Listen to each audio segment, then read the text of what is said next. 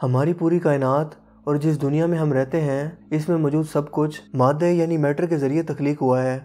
پھر چاہے وہ انسان خود ہو، پہاڑ، سمندر، زمین، آسمان، سب کچھ اسی میٹر پر مشتمل ہے۔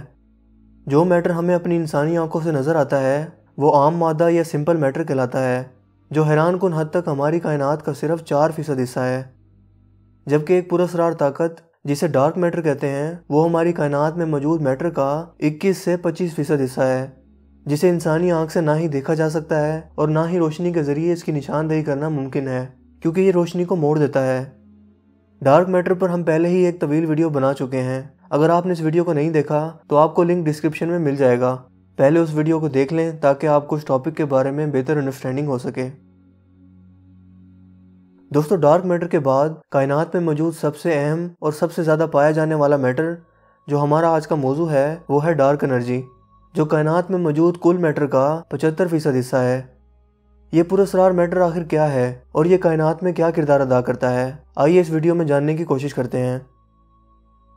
آج سے تقریباً 14 بلین سال پہلے صرف تاریکی ہی تاریکی تھی، مگر پھر ایک عظیم الشان دھماکہ ہوا اور ایک نقطے سے ہماری پوری کائنات، کہکشائیں، ستارے، سیارے اور سب کچھ وجود میں آیا، جسے بگ بینگ بھی کہا جاتا ہے۔ اس بگ بینگ دھماکے کے بعد کائنات میں تمام کہکشائیں ڈارک میٹر کی کشش اور طاقت کی وجہ سے باقاعدہ ایک شکل میں وجود میں آئیں۔ ڈارک میٹر کا پتہ سب سے پہلے 1930 میں ایک ایسٹرونامر فریڈ زویکی نے لگایا۔ ڈارک میٹر نہ ہی روشنی کو جذب کرتا ہے اور نہ ہی خارج کرتا ہے، اور یہ جال کی صورت میں تمام کہکشاؤں کو کائنات میں جوڑ کر رکھتا ہے، یعنی جہاں یہ ڈارک میٹر موجود نہ ہو وہاں کہکشاؤں کا وجود بھی ممکن نہیں۔ ڈارک میٹر کو آپ سادہ زبان میں کچھ اس طرح سے سمجھ لیں کہ ہماری کائنات میں ایک نہ نظر آنے والی اسکیف ہولڈنگ موجود ہے جس پر ہماری کائنات کی عمارت یعنی کہکشائیں موجود ہیں۔ دوستو، یہ تو تھی خصوصیات ڈارک میٹر کی، مگر آخر یہ ڈارک انرجی کیا ہے جو کائنات میں سب سے زیادہ موجود ہے؟ کائنات کے وجود میں اس کا کردار کہاں اور کتنا ہے؟ ڈارک انرجی بلین پارٹیکلز پر موجود کائنات میں موجود وہ پراسرار طاقت ہے جو بہت زیادہ وزن رکھتی ہے اور کہکشاؤں کو بنانے اور ان کے گھومنے کی رفتار کو بھی کنٹرول کرتی ہے۔ سائنس نے ابھی تک عملی طور پر ڈارک انرجی کے وجود کو ثابت نہیں کیا۔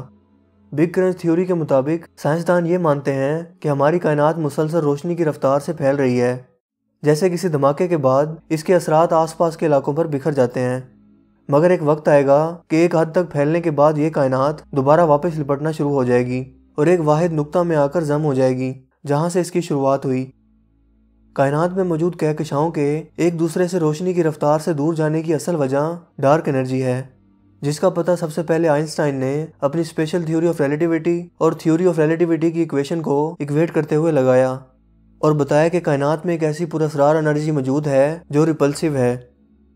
1920 میں ایڈورڈ ہبل نے اپنی ٹیلیسکوپ کے ذریعے کہکشاؤں کا مشاہدہ کیا تو پتہ چلا کہ وہ سرخ رنگت کو شو کر رہی ہیں، جسے سائنس کی زبان میں ریڈ شفٹ کہا جاتا ہے۔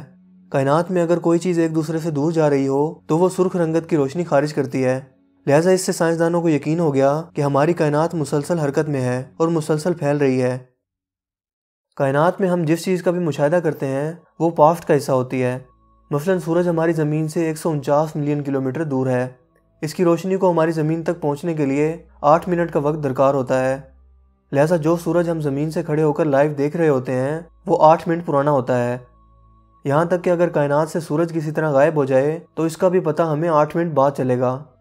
بالکل اسی طرح سے ہم کائنات میں موجود جتنی بھی دور کی چیزوں کا مشاہدہ کریں گے وہ اتنی ہی پرانی یا ماضی کا حصہ ہوتی جائیں گی۔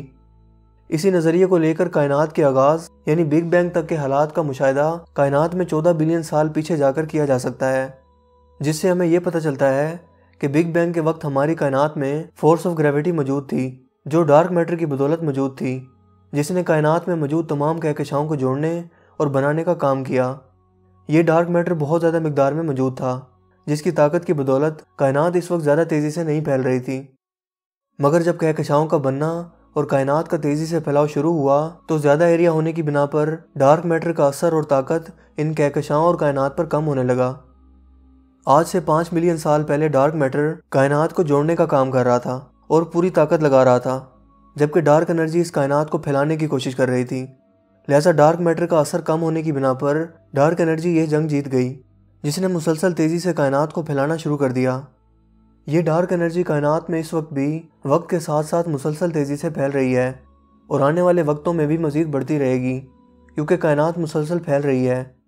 یہاں تک ایک وقت آئے گا کہ پوری کائنات میں صرف ڈارک انرجی ہی رہ جائے گی، جس کی بدولت کائنات ہر سیکنڈ کے بعد 2 گنا سائز جتنی ہو جائے گی، جسے سائنس کی زبان میں ایکسپوننشل ایکسپینشن کہتے ہیں۔ دوستو، ڈارک انرجی پوری کائنات کو آہستہ آہستہ گھیر رہی ہے، لہٰذا ایک وقت آئے گا کہ کائنات کی ہر چیز ایک دوسرے سے بے انتہا دور ہو جائے گی۔ سورج کی دوری اور غیر موجودگی میں زمین ایک سرد گولا بن کر رہ جائے گی، ستارے اور سیارے ٹھنڈے ہو جائیں گے۔ غرض ڈارک انرجی کائنات پر قبضہ کر کے اسے تباہی کی طرف لے جا رہی ہے۔